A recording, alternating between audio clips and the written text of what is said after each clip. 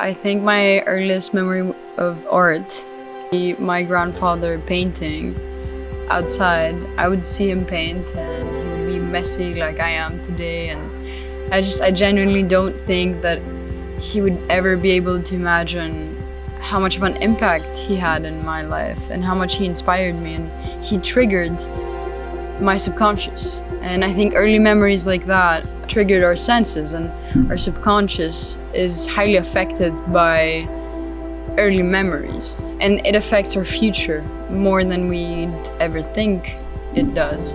It affects our strengths and our skills, and yeah, I don't think he would ever think that it would happen. Other things take a long time to realize as well. That's why I think I didn't stop, I didn't get the warning signs or people telling me that it's going to be risky. I couldn't just foresee those senses in a way. I couldn't just forget my subconscious because it's who I am.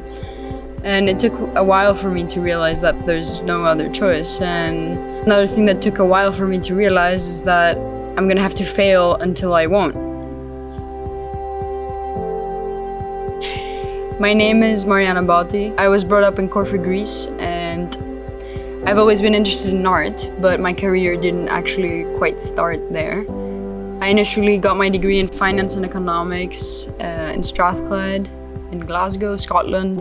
After that degree and during that degree, I was very much involved in art, and I took a really long shot and applied for the University of the Arts London for illustration and visual media. And I got accepted. I got in August, right after my first bachelor's, and I am now currently studying for my second bachelor's. And I have been working on this since, and I have been working on my own projects at the same time. Because I get to work with other students that are also professionals, and I'm in this art world, and everybody is involved in doing this simple thing, just expressing their thoughts and emotions visually. And I'm quite happy about that. What is important to you when it comes to art? The most important aspect of art to me is the freedom you get to be yourself and express your emotions, and the fact that there are no restrictions. You are the only person that can add restrictions to your work. It is who you are, and it's a reflection of your thoughts. So the only person that can get a restriction in is yourself. There are no specific aesthetics, there are no specific ways to paint, and even if it's the best customer you've ever had, if it's your family member or friends telling you that they hate it, it's your job as an artist to do and to say what you think. It's a bit difficult to be yourself, but it's our only job. It's our job to express our emotions, even if everyone hates it, even if everyone's against us. Constructive criticism is important to our work, but it's not vital. It helps us make something better if we accept it as constructive criticism. So we shouldn't allow anyone to tell us what to do or how to do it, because we never know what's going to happen in our lives. We never know what a bad painting can bring us for the next painting or 100 paintings later. You never know where your work can take you, and you just need to be patient and believe in and trust in your work if it's genuine.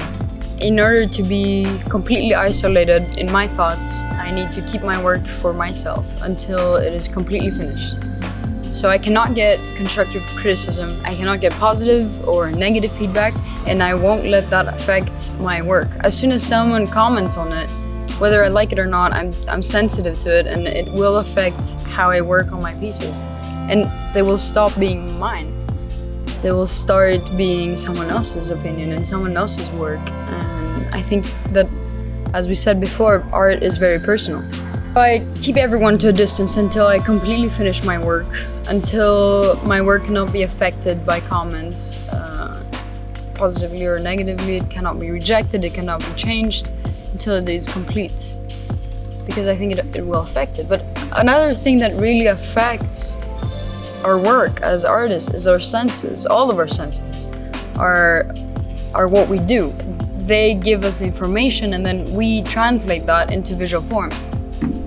In the case of aromatic thoughts, I didn't put that much thought into it, but then I realized that our sense of smell was highly affected by COVID-19. we didn't get that at all in lockdown. I mean, maybe with food, but you couldn't hug anyone and smell them. You couldn't, get the aroma of the other person. You could only see them or listen to them or call them. That sense of smell affected how we interact. And I just wonder, how did that really affect our lives? Did it affect our lives at all?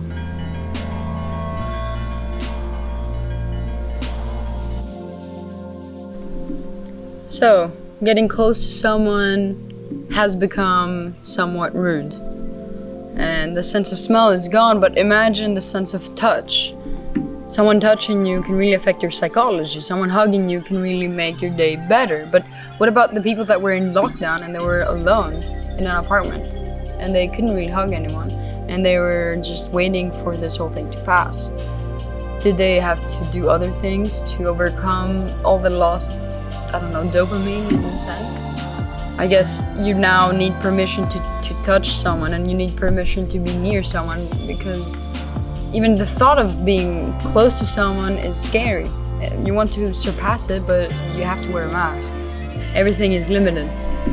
Yeah, the piece Golden Hour, to me personally, to you, it could be something different, but for me it reflects our forbidden fruit. We were not allowed to travel, we were not allowed to move past 1.5 kilometers from our homes. And after that kind of stopped, this restriction was a bit loosened up, people started traveling by other means because you couldn't fly. People started road tripping, people started taking their cars. We got the opportunity to do the same thing, and we went around Greece, and I got to see my home in its raw form. I got to see Greece without all the tourists. Not that that's a good thing, but it was a different experience for me, and I saw it in a different way. Especially Corfu. Corfu is empty right now, and I guess the silver lining would be that we get to see it as it was years ago, or we get to see it in a transition and in a different state. So back in the day, you would go to your phone booth, you would put your card in or your coins in, and then you would try and contact someone, and that would cost you something. That would affect your reality. It was something significant. It was something that you would do only for a few people, for very few close people. Same with photography. Back in the day, you had to buy film, and you only had you had like 35 shots. And now people take 30 pictures of the same item, and they don't use it for anything. They keep it on their phones. They don't even print it, and it's lost when you change the phone. The phone booth looks old. It does. It looks like a really old device, but it's something very, very, very recent compared to every other thing that we have invented. All we do is post them on a personal yet very public profile that everyone can see. All we do is carry this device that can do everything for us.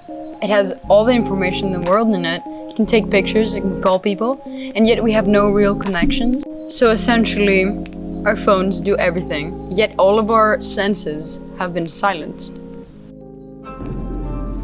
So technology brought us closer, but I do wonder whether it affected us negatively, and whether that person is even real. And that's why I named this piece, Are You Even Real?